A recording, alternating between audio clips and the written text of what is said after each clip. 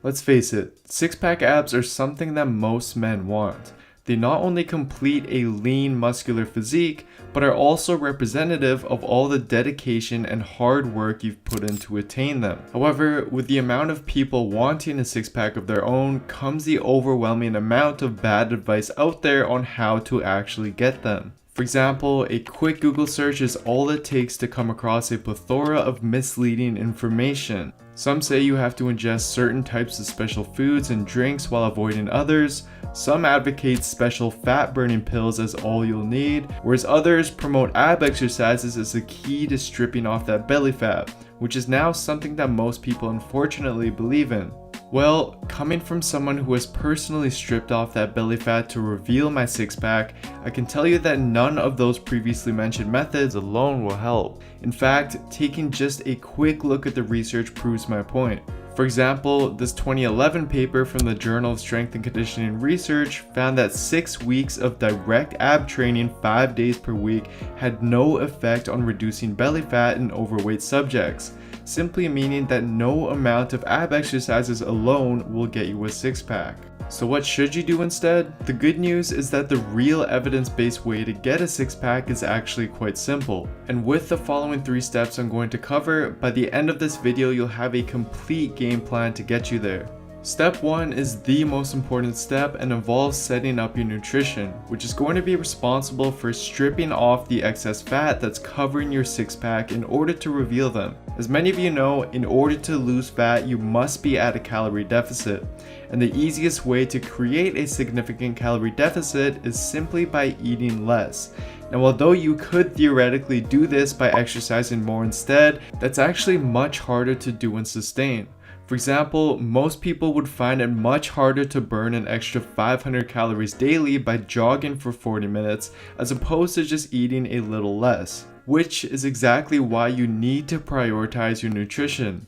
Now, as for exactly how much you should be eating in terms of calories and macronutrients, I've simplified everything by setting up a calculator on my website that will calculate everything for you based on your stats, and I'll leave a link to this page in the description box down below. After you get those numbers, write them down, and that's what you'll want to stick with until you refine them in step 3 of this video. And as for the types of foods to eat to hit your numbers, here's a helpful graphic that provides some examples of what the majority of your diet should consist of. Step 2 involves setting up your resistance training program, which is recommended because when combined with a calorie deficit, it's going to enable you to maintain your muscle mass as you lose fat and help better shape and define your midsection as you lean down. For example, this 2015 systematic review and meta-analysis looked at the effectiveness of a calorie deficit alone, a calorie deficit plus cardio, and a calorie deficit plus resistance training on body composition in overweight individuals. Their analysis found that a calorie deficit combined with resistance training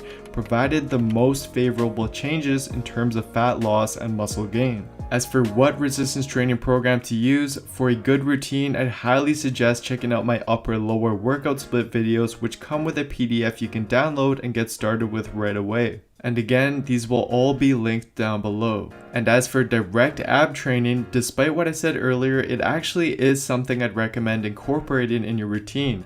The main reason is because compound movements and resistance training exercises in general don't stimulate the abs very well. In fact, this 2014 EMG paper from the Journal of Strength and Conditioning Research found that activation of the abs and external obliques during the back squat was quite minimal, less than 20%, whereas the standard sit-up led to more than double the activation at around 40%. So since the abdominals and obliques can be grown just like any other muscle, these findings mean that you should be training them directly, as this will improve their look once you strip off the excess fat covering them. My recommendation is to train them around 1 to 3 times per week with a mixture of both weighted and unweighted exercises, which can be done on your rest days and or after your main workouts, for example. Now, as for cardio, it's not necessarily needed from the start and will be mainly used as a tool to speed up the fat loss process, which will be discussed in step 3.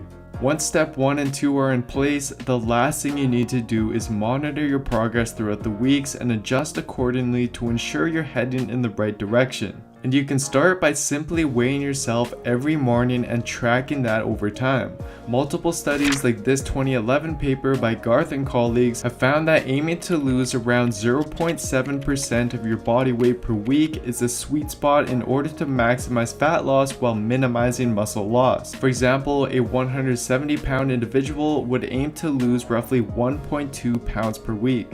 So what he'd do is track his morning weight over time and take a weekly average of it. If he's getting close to his goal weight loss per week, then we know he's on the right track. If, however, he's not losing weight at all or not fast enough, then he should adjust by either slightly reducing his calorie intake or adding a little bit of cardio in order to now hit his goal. And conversely, if he was losing weight too quickly, which isn't necessarily a good thing, he would simply do the opposite. You will inevitably have to lower your calorie intake and or slightly add more cardio as you progress, but the key is to do so gradually. Also keep in mind that weight is just one measurement of progress. It's also important to assess how your strength is doing in the gym, how your body changes look in the mirror, and so on in order to get the most accurate depiction of your progress. So basically, you keep doing this until you reach roughly 12% body fat or below, which as you can see is the level of leanness you'll have to attain in order to see a well-defined six-pack. Just note that you will lose fat from other areas like your face and arms before it eventually comes off your stomach due to the fat cells there being more stubborn. So the key is to be patient and trust the process. Although attaining a six-pack may seem impossible to you or far off from where you are now, trust me on this. With dedication and adherence to the 3-step protocol I went through, you will get there. Thanks so much for watching, everyone. I hope this helps some of you out who are struggling with all the misinformation out there. Although it will take a lot of hard work and patience, just trust me, the end result will be worth it. And if you're looking for an all-in-one evidence-based program that not only covers training, but also comes with a custom-built nutrition software to automate the nutritional adjustments you should be making over time in order to transform your body as efficiently as possible, then what you can do is simply head on over to builtwithscience.com and take my starting point analysis tool I have up in order to discover which program and which approach is best for you. Anyways, if you haven't already, I'd really appreciate a follow on Instagram. I post a lot of informative videos and content on there as well, which I think a lot of you will find useful. And if you enjoyed this video, then please don't forget to give it a like, leave a comment down below, subscribe, and turn on notifications for my channel as well, as this all really does help me out. Thank you so much, everyone, for the support. I really do appreciate it, and I'll see you next time.